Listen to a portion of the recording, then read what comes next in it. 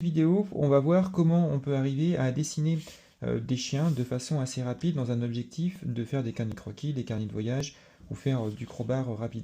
Le but, c'est de pas forcément avoir un dessin hyper fini, mais c'est en quelques minutes de faire en fait un petit croquis et d'essayer d'avoir quelque chose, enfin pas forcément de réaliste, mais on va dire un petit peu de semi-réaliste, c'est pas trop mal. Premier point, alors moi je fais le bic. Je prends un papier, donc je prends un papier assez épais, un peu qui accroche un petit peu. Ça permet le fait d'accrocher que son trait puisse être un peu guidé en fait entre la bille du stylo et puis le papier. Alors, le premier point à faire, c'est de voir quel style de pose on va décider en fait à dessiner par rapport à son chien.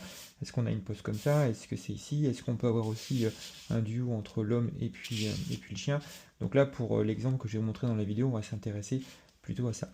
Alors moi ce que j'aime bien faire c'est cette technique. En fait il y a deux façons de pouvoir le faire. Encore une fois, j'ai pas la science infuse dans mes techniques, mais le but c'est de s'approprier celle qui vous convient le mieux et celle qui matche bien.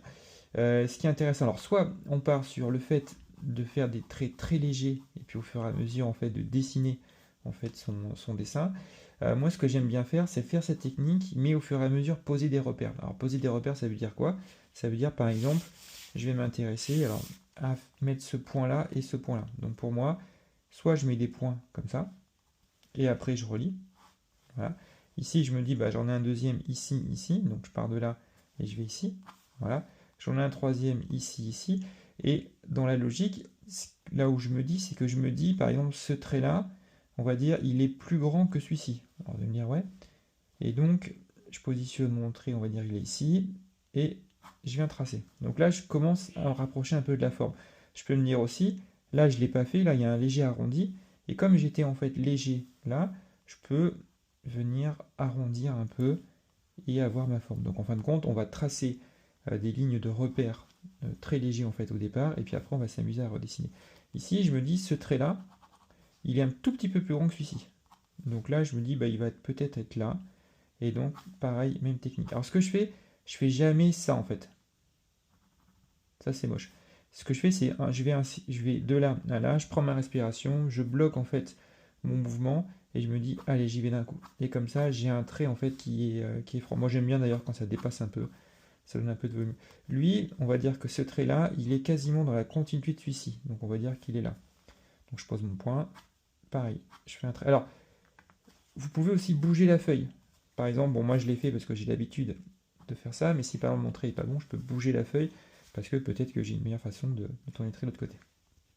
Donc une fois qu'on a posé en fait ces traits ici, on peut venir alors, appuyer un peu pour faire ressortir voilà, certains traits qu'on souhaite mettre en place. Par exemple ici, je sais que bah, j'ai le nez, donc j'appuie. Et on peut garder à la fois des contrastes de très forts et très légers. C'est toujours assez sympa. Donc là, je vais positionner l'œil. Donc toujours pareil, assez léger.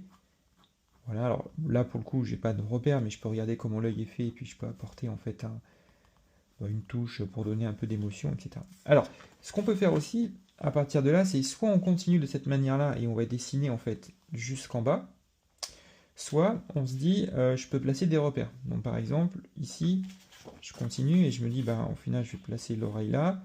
Ici, je place un point ici. Ici, je place et je me dis, est-ce que ça rentre dans la feuille? Alors pour le coup, là, ça va pas rentrer dans la feuille.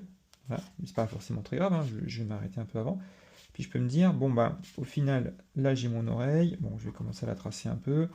Ici j'ai un trait, je mets un point, ici ça va là, ça c'est là, et puis au final mon dessin il va s'arrêter ici quoi.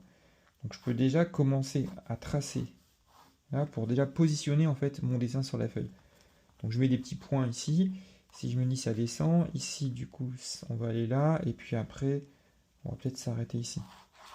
Donc là, en gros, je positionne mon dessin et je me dis voilà, tout va plus ou moins bien rentrer. Donc après je continue en fait mon dessin et je continue à descendre. Donc je me dis bon ben là je suis ici, ici je peux continuer, là j'ai un trait qui va là, ici le trait il est légèrement penché. Je peux commencer à venir mettre un peu d'ombre, enfin de l'ombre ou du noir ou du volume en fait, pour déjà un peu me rassurer dans mon croquis. Encore une fois on est toujours sur un esprit croquis. Ici je vais continuer à faire l'oreille, donc je vais partir de là. Je vais aller jusqu'ici, et puis je vais tracer d'un coup. Alors, on peut être économe dans son trait. C'est-à-dire que là, mon trait, il est plus foncé que celui-ci. Donc j'aurais pu le faire directement foncé, et dans ces cas-là, je pose ma main et je mets plus de pression. Et ce que je fais, c'est que généralement, je soulève un peu mon bic, je mets plus de pression pour avoir un trait droit. Là, je peux me dire, bon, bah, je vais le faire foncé, parce que je pars du principe que là aussi c'est foncé. Par contre, là, je vais être clair. Donc je suis un peu plus léger, je fais une sorte de griffure ou de coup d'épée, comme vous voulez. Et là, dans mon oreille, je peux commencer à donner un peu de volume. Donc pour donner du volume, je vais mettre des hachures et je vais faire en sorte que ça aille dans le sens du volume de l'oreille. Donc là, je ne vais pas faire ça en fait. Je vais plus tout tourner dans ce style-là. Donc là, je suis un peu léger parce que je ne suis pas forcément sûr de moi. Du coup, j'y vais un peu léger, voir si c'est bon. Je me dis, bon, ok, c'est pas trop mal. Et là, hop, je peux donner les hachures. À partir de là, je me dis, bon, c'est pas trop mal. Au final, j'arrive un peu à mon résultat. On voit la tendance que je vais faire. Donc hop, je peux me dire, bon, je vais rajouter un peu de... Je peux venir mettre un peu de... comment dire? Mettre un peu de couleur ou à la rigueur refaire sortir un petit peu les volumes ou estomper. Donc dans ces cas-là, alors moi j'utilise, je prends un peu d'encre en fait sur mon bic et je vais venir en fait voilà, mettre un petit peu de... estomper un peu. Alors si j'étais au crayon de papier, en fin de compte j'aurais pu étaler avec mon doigt, hein, c'est un peu la même chose. Sauf que moi j'aime bien ça parce qu'en fait ça sèche vite. Puis après on s'en met plus sur les doigts. Donc, bah là je me dis qu'est-ce que je fais? Alors, dans le style que je veux donner à mon dessin, je peux très bien me dire, soit je garde sur une tête, on va dire, un peu plus finie, et le reste, en fonction du temps que j'ai, bah, je mets une tendance. Par exemple, je peux me dire, bah, là, en fait, je vais mettre le collier, ici, faire ça, et puis en fin de compte, je vais juste donner une tendance sur le reste, en fait, du corps. Ou alors, si j'ai du temps, bah, dans ces cas-là, je peux continuer, en fait, à faire mon dessin. Donc là, je peux me dire, bah, je vais mettre une deuxième oreille ici, je vais travailler un peu ce trait ici, ici je vais venir là je vais peut-être lui donner une émotion comme ça, là je vais peut-être retravailler le nez, là je suis un petit peu plus, on va dire un peu plus rond, ici je vais appuyer un peu, ici je vais lui faire un coup, je vais peut-être lui faire son collier, donc pareil, je pars d'ici, j'arrive là, je suis vraiment, hop, je donne des coups, pareil, le collier, là je me dis, du coup, je vais peut-être avoir un peu d'ombre ici, donc je vais venir mettre un peu de noir là pour faire ressortir un peu tout ça, en dessous du collier aussi. J'aime bien montrer ce que c'est ça, parce qu'on ne comprend pas trop ce que c'est, même si on a dit que c'est la jambe. Donc là, je peux venir mettre un peu d'ombre. Est-ce que je le dessine ou non?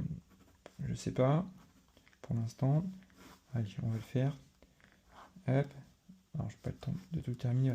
Donc là, on commence à avoir une première tendance. Si jamais, ensuite, je veux continuer ce style de dessin-là, encore une fois, je peux prendre une décision en me disant, voilà, est-ce que je le laisse comme ça? Est-ce que je rajoute en bas? Peut-être rajouter un peu de volume pour voir si on comprend. Et puis après, je peux continuer ma composition en rajoutant, alors là, par exemple, j'avais rajouté, on va dire, un bonhomme en plus. Donc là, par exemple, si je veux rajouter le bonhomme, bah, du coup, je vais tracer des petites lignes de repère en me disant que, en fait, le corps va arriver ici, et puis la tête, par exemple, du gars, elle va être un petit peu plus haut.